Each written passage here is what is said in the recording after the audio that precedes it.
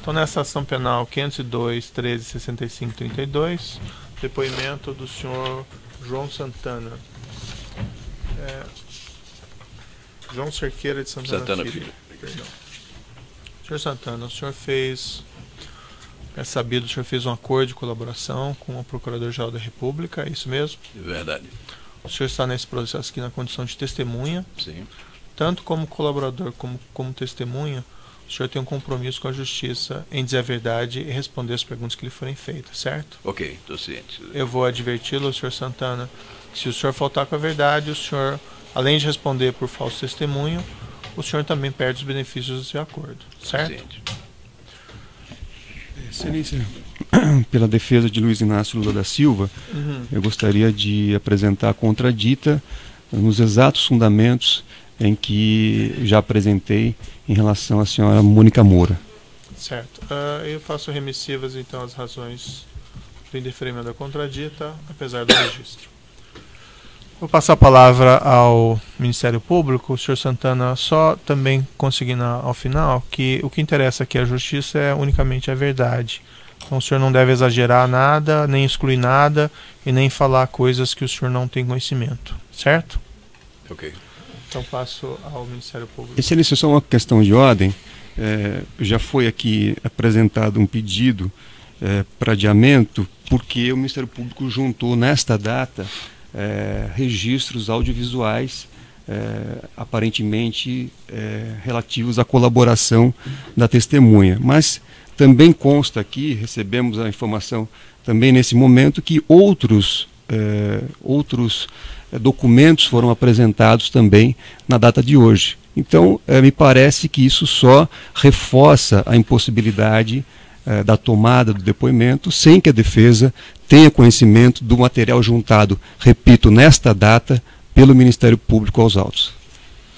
Essa é uma questão que já foi decidida antes, né, doutor? Não tem necessidade de voltar ela à gravação, mas o que o juízo consignou, vamos aproveitar a presença do senhor Santana aqui e ouvi-lo. As partes poderão fazer as perguntas que entenderem necessárias. Em vista dessa juntada tardia feita pelo Ministério Público, se for o caso, as defesas podem requerer, eu vou conceder uns 5 dias para requererem a reoitiva, se for o caso, e nós complementamos se houver essa necessidade. Mas como foi dito pelo Ministério Público, existem 2 depoimentos longos que foram prestados pelo senhor Santana e pela senhora Mônica Moura, anexados à denúncia, e que, pelo menos segundo o Ministério Público, mais ou menos reproduzem o que é o relevante para o conteúdo dessa ação penal. Então não vislumbro assim com facilidade para o juízo, mas, como disse, se necessário, nós ouvimos eles em seguida novamente a pedido das defesas. Certo? As perguntas então pelo Ministério Público. Boa tarde, senhor João, tudo bem? Tudo bem, doutor. Senhor João, o senhor e sua esposa eram sócios na empresa chamada Polis Propaganda? Sim, sim. Qual que é a atividade dessa empresa? Marketing político e eleitoral. Ok. Qual que eram as atribuições do senhor e da sua esposa na empresa? Eu tratava do planejamento estratégico e criativo. Mônica da parte administrativa e financeira. Ok. O que seria esse planejamento estratégico? Planejamento estratégico e criativo envolve desde o diagnóstico de conjuntura política, as recomendações aos candidatos, a criação da publicidade da campanha. Então, todo o principal arcabouço e aquilo que o eleitor vê e aquilo que dialoga com o eleitor, seja explícito ou implicitamente, faz parte do que eu chamo de planejamento estratégico e direção criativa. Ok. Dentro das atividades de marketing político eleitoral, os serviços prestados pela Polis, em algum momento foram recebidos pagamentos não contabilizados? Sim, várias vezes.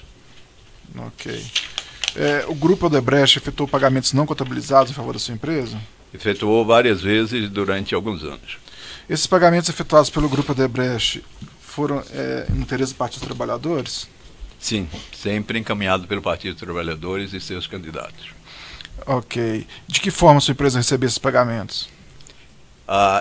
Recebia principalmente através de uma conta na Suíça, da Shell Bill. Essa conta, inclusive, que eu tornei pública e cedi e tive perdimento dos seus valores. É de pleno conhecimento do Ministério Público. O Grupo Odebrecht pagava nessa conta? Pagava nessa conta. Okay. O formato eu nunca soube. Eu vim saber depois, através desse uso desse enxame de offshore.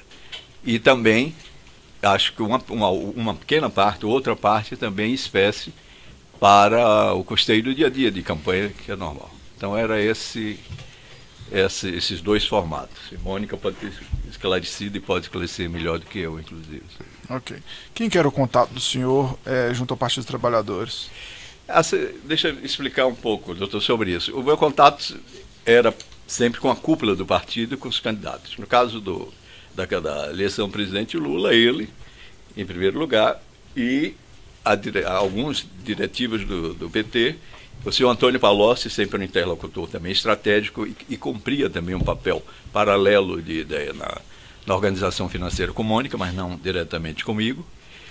Os presidentes do partido, na época do presidente Lula, era o deputado Verzuini, depois foi o Rui Falcão, e lideranças mais expressivas. Mas como era o meu trabalho era um trabalho extremamente sensível, então resumia-se praticamente ao comando pleno da campanha e um diálogo muito permanente com o candidato. Ok.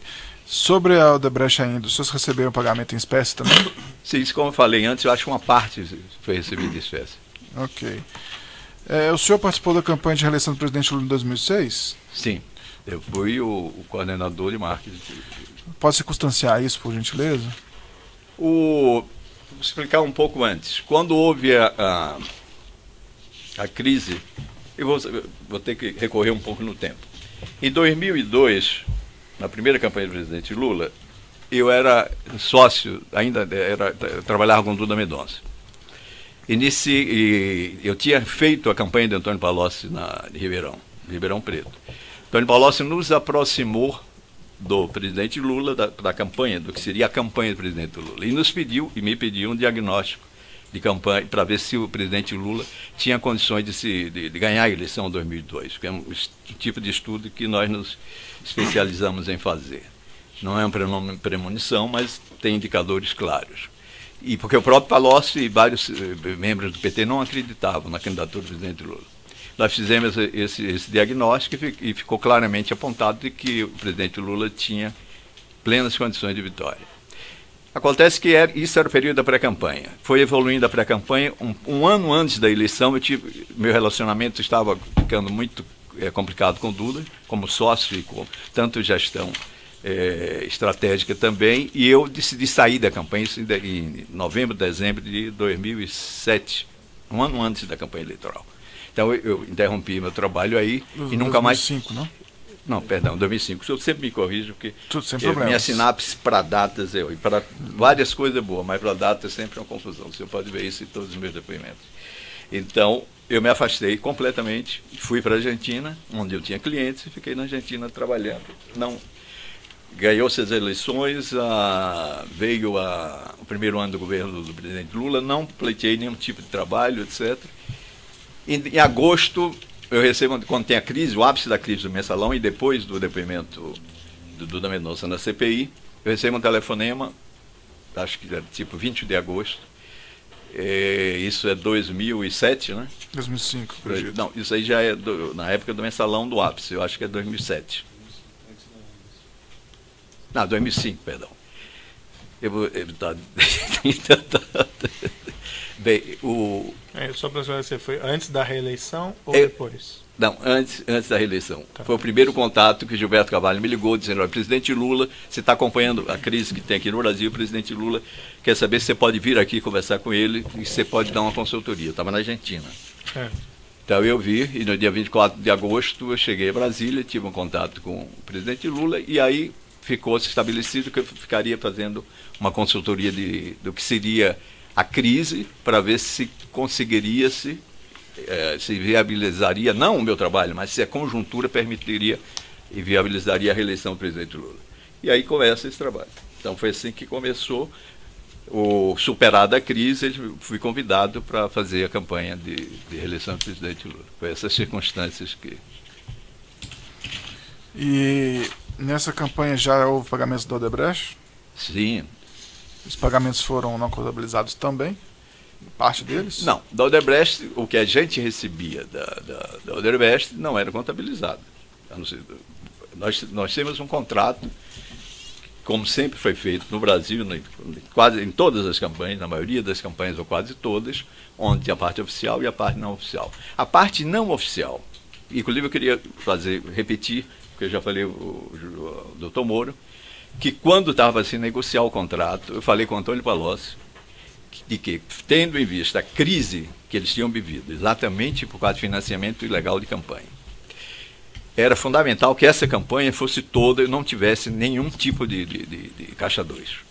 Ele concordou na primeira conversa, da forma de Palocci diplomática e jeitoso de ser, e no decorrer foi a pouco sentou com Mônica, mas aí já começou a dizer que teria dificuldade, teria dificuldade de se cumprir tudo oficialmente. Então, 2 meses depois, ele conversa comigo e me pergunta, olha, é impossível cumprir, isso já estava durante a campanha, salvo engano. Ele disse, é impossível cumprir o pagamento de forma oficial, mas tem uma forma segura de recebimento da parte não oficial. Eu digo, como é a forma? Ele me perguntou, você tem conta exterior? Eu digo, tenho, porque eu tinha uma conta antiga, de 2009, aberta quando trabalhava fora do Brasil. Ele disse, então é o seguinte, nós temos uma pessoa que é de total, absoluta confiança, que vai ser o pagador exclusivo de vocês desse formato. De quem é? Ele disse, a empresa Norberto Odebrecht. Eu disse, Palocci, olha, primeiro eu tenho um problema com a empresa. Porque quando eu fui jornalista, eu tinha feito uma matéria sobre no Acre, a morte do governador Edmundo Pinto, onde havia contratos e a Odebrecht. Ele disse, não, isso não tem problema. Isso não tem problema. Segundo, eu falei, me surpreende que a Odebrecht hoje, que sempre financiou a direita, esteja financiando. Não tem problema, etc. Tal. E foi estabelecido, e foi feita uma reunião, a única reunião, inclusive, que eu participei em todo momento, quase da minha vida profissional, com financiador, com Pedro Novis, que era o presidente da Odebrecht, porque ele me disse, olha, inclusive tem uma pessoa na empresa que ele conhece, que eu conhecia Pedrinho Novis da Bahia, de atividades culturais, que o Pedrinho sempre foi envolvido com isso. E aí conversamos rapidamente com o Pedro Novis e acertou-se, Mônica estava, os detalhes. Então foi aí que começa. Ok. Vocês fizeram também uma campanha no exterior, em El Salvador, é isso? Certo, fizemos. Como é que foi essa campanha? Como que vocês entraram nessa campanha? A campanha do que viria a ser o presidente eleito, Maurício Funes, do FMLN. Eu fui para lá a pedido do presidente Lula e do PT, mas o presidente Lula e Gilberto Carvalho tinham uma relação de amizade com a esposa, que viria a ser a primeira-dama de El Salvador, que é uma brasileira. E era companheira antiga do PT deles. E eles me convidaram, eu não queria ir, porque eu achava muito difícil, eu estava vindo um ano muito exaustivo, terminei aceitando e fui, e fiz a campanha. Então, e desde o início ficou certo de que o pagamento seria, que o PT, digamos, o grupo, assumiria o pagamento. Nós cobramos uma quantia pequena para os padrões nossos, que eu não me recordo, acho que 2, 3 milhões, que eu não me recordo exatamente, e fui fazer campanha dessa forma. E novamente ficou claro que seria o pagamento, seria Palocci administrando com o fundo, com a Odebrecht. No meio da campanha, aí você tem um dado interessante, perto do fim da campanha, acabou o dinheiro da campanha, porque em El Salvador a publicidade é paga, como na maioria dos países, não tem publicidade gratuita. E o partido não tinha como pagar. Então eles tentaram falar com o presidente Lula, ele não atendia, etc. Eles não conseguiram e pediram que eu viesse ao Brasil para conversar com ele, porque aí eu vim conversar com o presidente Lula. Falei para ele, presidente, nós estamos numa situação paradoxal, como se tivesse comprado um Boeing, que é a estrutura da nossa empresa, e não tem querosene. Então, se nós estamos na frente da campanha, falta 1 mês e meio para a campanha acabar, se não entrar dinheiro que a gente chama para mídia, para pagamento de publicidade, acabou-se, não tem chance. Então ele me disse, estava nessa conversa no Palácio do Planalto, o presidente Lula, Gilberto Carvalho e eu. O presidente Lula disse-me, então, olha, vamos resolver. Então vamos fazer o seguinte, você vai ligar para Emílio Odebrecht. Eu nunca tinha tido contato com Emílio Odebrecht. Você liga para o Emílio Odebrecht e expõe o problema para ele que ele resolve. Eu digo, presidente, eu não conheço o Emílio, não sei. Não, o Gilberto vai ligar, vai explicar isso e tal. Gilberto ligou para o doutor Emílio Odebrecht, eu liguei no outro dia, ou 2 dias depois, para o doutor Emílio. O único contato que eu tive em toda a minha vida com o doutor Emílio Odebrecht foi por esse telefonema. Aí eu expliquei, eu digo, doutor Emílio, não, eu sei, o Gilberto já me falou qual é o problema. Eu digo, então como é que o senhor pode ajudar nisso? Ele disse, olha, você diz ao nosso chefe de que eu prefiro tratar isso com o italiano. Eu disse, italiano? Ele, sim, o nosso amigo Palocci, etc. Porque isso para mim tirou um peso enorme. Eu nunca tinha feito nenhum tipo de intermediação desse tipo. Para mim foi... até conversei isso com o presidente Lula na época. Então ele disse, eu digo ao presidente que eu vou tratar, porque eu não quero que dê nenhum tipo de confusão, rolo, depois eu digo, ótimo, então tudo bem. Aí eu liguei para o Gilberto e disse, olha, Gilberto, aconteceu isso. O Gilberto disse, não, fique tranquilo, você pode voltar ao Salvador, que aí vai ser resolvido. Eu voltei a Salvador, 10 dias depois, mais ou menos, estava resolvido o problema. O partido informou que tinha chegado dinheiro. E esse dinheiro chegou pelo Odebrecht? Pelo que eu sei, sim, e teria sido, foi formalizado, operacionalizado via a subsidiária do Panamá, o senhor Campelo. Ok, sem mais perguntas, excelência. A série de acusação tem perguntas? Sem perguntas. As defesas têm indagações?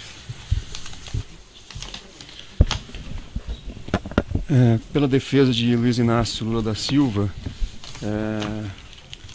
a despeito do prejuízo já indicado, eu cumprimento o senhor João Santana. Boa tarde. Boa tarde. Senhor Santana, na denúncia relativa a esta ação penal, o Ministério Público fez referência a 9 contratos firmados entre a Petrobras e consórcios que envolvem a Odebrecht e a OAS. Eu queria saber se o senhor teve alguma participação, se o senhor conhece esses contratos. Nunca tive conhecimento, inclusive sobre a questão Petrobras, eu só vim ter conhecimento desse tipo de conexões quando, através da Lava Jato. Eu nunca soube a origem do dinheiro do Caixa 2. Então, muito menos especificamente se via desses contratos da Petrobras, nesse aspecto, não. O senhor nunca teve conhecimento? No mínimo conhecimento. Certo. E nunca foi dito para o senhor? Não, jamais. Estabelecida nenhuma relação entre esses contratos e jamais. Qualquer remuneração que o senhor tenha recebido? Não, jamais. Inclusive, eu acho que não seria nem pertinente pelo tipo de relação que eu pessoalmente tinha com a cúpula do partido e o candidato. Eu só tratava de questões políticas com ele. Certo. Mas só para reforçar, o senhor jamais foi apresentado ao senhor nenhuma relação desses contratos com a remuneração que o senhor recebeu pelas campanhas. Era um dinheiro que veio da Odebrecht. A minha pena era da Odebrecht. Como se fosse uma ajuda de campanha, uma ajuda política da Odebrecht. Certo.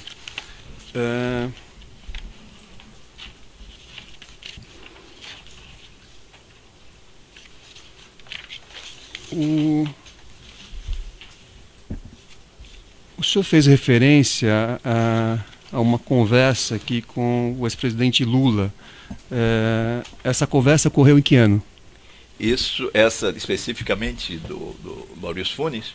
Isso. Em 2009, entre dezembro e janeiro de 2009. Eu dou dezembro e janeiro porque a eleição foi em março. Estava perto, 2 meses para terminar, e a crise era uma crise final de campanha. Então foi ou dezembro de 2008 ou janeiro de 2009. O senhor não sabe especificar? Não, exatamente não. Certo. E como eu disse, essa conversa se deu no Palácio do Planalto.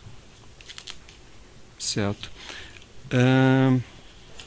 O senhor já disse aqui que que tinha uma empresa chamada Polis, correto? Certo. Tenho ainda. O senhor atuou com essa empresa em outros países?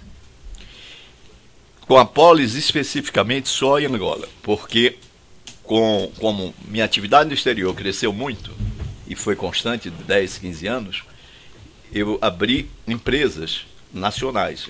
Então abri uma empresa na própria em El Salvador, no Panamá e na Argentina. Eu já tinha uma Polis argentina, mas são empresas autônomas. Certo. Mas com a Polis mesmo, só no contrato em Angola, foi que a Polis, nós fizemos o contrato com a Polis. Certo. O senhor atua na área de marketing político desde que data? Estimativa. Há mais de 20 anos. E na sua... 22 anos. 22 anos. 22 anos. Certo. Na proposta de colaboração que o senhor fez ao Ministério Público, o senhor, aqui pelo que eu vi, ao menos em relação ao material que a defesa tem conhecimento, foi feita uma espécie de uma data de corte, porque o senhor fala que, fundamentalmente, a partir de 2002, o senhor faz referência, inclusive, ao ex-presidente Lula, em vários anexos. Isso foi uma deliberação do senhor ou foi uma exigência dos procuradores da República? Não, isso eu acho que normalmente não houve uma data de corte, mas como era uma massa muito grande de informação e o assunto, isso é uma coisa mais metodológica minha, o assunto era ligado mais a Lava Jato, tinha campanhas, por exemplo, como de Palocci em 2000, campanha de Jacobitá em 2 anos antes de 2000, 98. Então são campanhas pequenas, campanhas em Betim, no interior de Minas, que eu não me referi. Então não houve, digamos, uma moldura para encaixar fatos. Houve um método para selecionar aquilo que era mais relevante. Até porque, num processo de negociação como esse, se você traz uma massa de informação desnecessária, o próprio procurador perde interesse ou se perde, isso falando agora como técnico de comunicação, se perde o principal. Certo. Então, essas referências, então, que o senhor fez ao ex-presidente Lula em diversos termos, diversos anexos da sua colaboração, então, é porque o senhor entendeu que eram mais atrativas. Não uso o termo, não tem que o senhor, perdoe, colocar uma palavra igual a conotação. É um questionamento, é uma pergunta. Eu sei, mas é uma palavra que conota algo que eu não disse, não é atrativo. É relevante do ponto de vista político e investigativo. Mas não é só por isso, é porque esse é o grande escopo da minha vida profissional. Eu me referi, se o senhor consultar os autos, a várias campanhas no exterior. Eu me referi a campanhas mas eu só poderia me referir a campanhas presidenciais, principalmente por quê? Porque a partir de determinado momento eu fui exclusivamente o marqueteiro, como se diz, das campanhas presidenciais. E me referi também às campanhas municipais importantes. Você vai encontrar páginas e páginas sobre a campanha do Dr. Fernando Haddad, da Marta Suplicy, de Gleice Hoffmann, tudo isso está aí. Mas a questão, se o senhor tem ideia, eu fiz durante esses 22 anos algo em torno de 70, 80 campanhas, se juntar as campanhas de deputados, as campanhas pequenas, etc. Então, não seria uma coisa de fazer um currículo detalhado, uma colaboração onde não havia foco. Certo, mas mesmo em relação a essas campanhas que o senhor menciona, todas elas são do Partido dos Trabalhadores. A partir de determinado momento, eu fiquei quase exclusivo do Partido dos Trabalhadores, até por uma pressão política do próprio partido. Eu tive que abandonar ou não aceitar convites de outros partidos, porque os diretores regionais daqueles estados ligavam para o presidente Lula, ligavam para o presidente Dilma, dizendo que eu estava fazendo campanha de outros opositores. Como meu principal cliente, e que eu tinha, inclusive, mais afinidade e mais prazer de trabalhar era o PT, eu terminei quase exclusivamente com o PT. Isso a partir de que ano?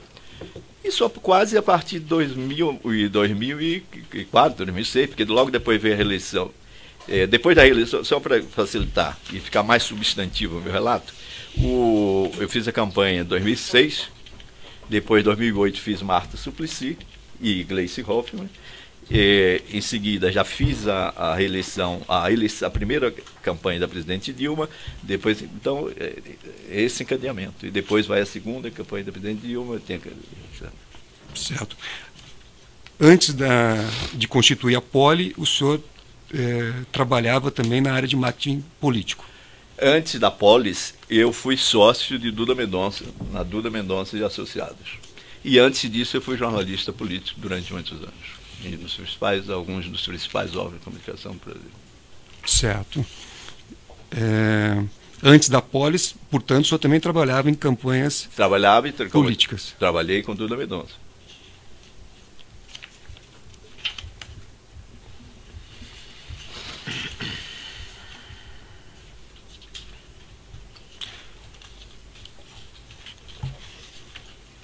O senhor conheceu o advogado Rodrigo Tacla Duran? Não, só ouvi referência dele recentemente, inclusive ele sacando calúnias contra mim.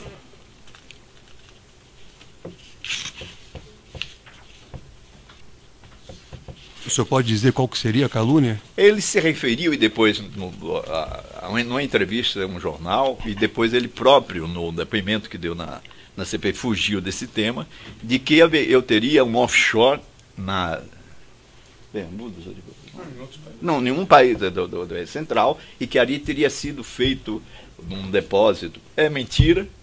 Nós entramos com representação no Ministério Público, pedimos investigação, e ele nunca mais se referiu. E é um fato que ele jamais pode provar. Então essa é a única relação, lembrança que eu tive com o Táclio Duran. Certo. Sem mais perguntas, excelência. Algum outro defensor tem perguntas? Esclarecimentos muito rápidos aqui do juízo, o senhor João Santana. Desculpe, alguém tem pergunta? Não sei se... Não? O senhor mencionou esses pagamentos da Odebrecht, esse processo também faz referência ao da empreiteira OAS. O senhor teve alguma espécie de relação similar com a OAS? Não, o OAS...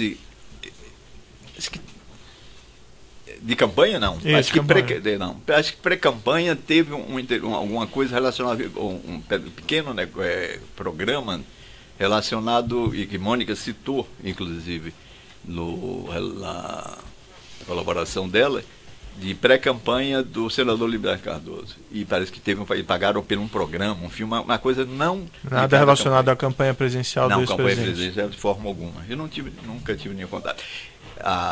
Durante a campanha presidencial, ficou quase um pagamento exclusivo, doutor Moro, da Odebrecht conosco. Isso, inclusive, que era uma razão que era explicada para mim como uma razão de segurança, pelo grau de confidencialidade, etc, etc. Então, quando ficou uma dívida, foi que entrou um pagamento de uma outra empresa. O senhor mencionou esses pagamentos de Caixa 2 na campanha presidencial de 2006, do ex-presidente. Eram valores substanciais, esses valores de Caixa 2, ou eram valores pequenos? Não, eram substanciais. Eu acho que, eu não sei de memória para dizer agora, Mônica talvez tenha se referido, mas acho que era algo em torno de 20-30% do preço oficial da campanha. Nós estamos falando em cifras de milhões de reais ou milhares de reais? Não, milhões de reais. O senhor mencionou que o senhor teve essa conversa com o senhor Antônio Palocci, de que teria que então pagar parte no Caixa 2, isso apesar do senhor ter externado preocupações disso anteriormente. O senhor levou esse assunto ao ex-presidente? Não, com ele diretamente não, porque negociações e contratos com o presidente Lula nunca tive. E tampouco essa preocupação com o Caixa 2, nesse aspecto não. Porque eu me referi com ele tempos depois e cobrando atrasos de pagamento que estava ocorrendo, quando o Palocci falhava, quando o PT era um degrau. Então eu entrei umas 2 ou 3 vezes e falei com o presidente, dizendo, olha, tem um atraso grande e nós estamos entrando num problema de desequilíbrio econômico-financeiro. Ele, não, vamos resolver. Ele sempre mostrava surpresa, não sei, vou ver. Durante a campanha ou depois já da campanha? Isso no intervalo do primeiro e segundo turno da campanha dele, e depois da campanha. Depois da campanha e já depois também na primeira eleição da presidente Dilma. Porque na primeira eleição da presidente Dilma, ela não tratou de gestão financeira, pelo menos conosco. E eu, como eu vi muita intimidade, eu acho que a parte financeira ficou completamente à margem dela. Segunda campanha que então, mas aí o senhor tratou desses atrasos, então, com o ex-presidente Lula, é isso? Presidente Lula. E havia referência a essas questões de Caixa 2 ou pagamento pela Odebrecht? Não, diretamente o que a Odebrecht estava atrasando, etc., não. Mas eu deduzia que ele sabia exatamente do que estava se tratando. Por que o senhor deduzia? Por alguns motivos. Primeiro, uma coisa genérica, todos os candidatos, eu não conheci nenhum candidato que não soubesse dos detalhes da administração financeira de sua campanha, que não soubesse. Segundo, os pagamentos oficiais sempre tiveram margem pequena de atraso. Sempre tinha atraso, mas não tanto. Então, quando se referia a atrasos inclusive que ficavam para depois da campanha, estava implícito que era Caixa 2. O senhor chegou a conhecer o Fernando Bittar? Acusado nesse processo? Conheci em 98, como eu falei, na eleição a prefeito seu pai, Jacob Bittar, que eu fiz uma parte, e era sócio do Duda, saí no meio da campanha por falta de pagamento. Então foi a única campanha, inclusive, onde eu interrompi mais para uma decisão de sócios. E aí eu conheci o Fernando Bittar, superficialmente, que era na produtora deles, que nós trabalhávamos, o irmão dele, o Calil Bittar, mas não passou disso. E como houve um rompimento drástico, nesse ano, quase uma inimizade foi gerada entre nós. Então nunca mais eu tive nenhum tipo de contato com eles. Sobre esses pagamentos de Caixa 2 na campanha presidencial 2006, 2010, o senhor não tratou nada disso com o Fernando Bittar? Não, em absoluto. Não tinha o menor sentido. A denúncia se refere aqui ao tal de sítio de Atibaia, que supostamente seria utilizado pelos presidentes. O senhor teve conhecimento desse fato na época? Não, eu nunca fui a esse sítio. Não tinha conhecimento, não sabia desses detalhes de que sítio era esse. Inclusive, quando se referia nesse período ao sítio do presidente, eu imaginava que fosse um sítio que eu tinha conhecido há muitos anos atrás, que é um sítio que ele tinha perto de uma represa em São Paulo, mas não, nunca tive. E aí? O senhor mencionou também durante o seu depoimento aqui ao Ministério Público que em 2005, no auge lá do período do mensalão, o senhor começou a prestar conselhos ao ex-presidente, foi isso? Sim. A partir de agosto de 2007. O senhor prestou... 2005, perdão. O senhor prestou algum conselho relativo ao mensalão? Não, a parte principal da minha forma foi criar uma agenda positiva. Então, a recomendação principal que eu fiz ao presidente, dizer, presidente, deixa a questão judicial e política com os advogados e com... O senhor tem que tratar do governo, até porque eu achei o presidente extremamente deprimido, estava prostrado, eu nunca tinha visto o presidente daquela maneira. Então, nós temos que criar uma agenda positiva do governo. O senhor tem um governo aí que está pouco conhecido, você tem muita obra, então foi na criação dessa agenda positiva para reanimar, para revitalizar a imagem do governo e criar uma nova interlocução com a população que equilibrasse um pouco todo o noticiário negativo. Mas em relação mesmo ao mensalão, não. O senhor não sugeriu, por exemplo, se ele fosse indagado, que ele respondesse algo específico? Não, de forma alguma. Não falasse sobre o assunto? Não, de forma alguma. Inclusive, quando eu cheguei, ele já tinha feito 2 pronunciamentos. 2 pronunciamentos, inclusive o primeiro de Paris, e tinha feito um outro na Granja do Torto, que eles depois achavam que estava equivocado, mas em relação ao a linha de conduzir, etc., não. Tá bom. São essas, então, as questões do juiz, pode interromper.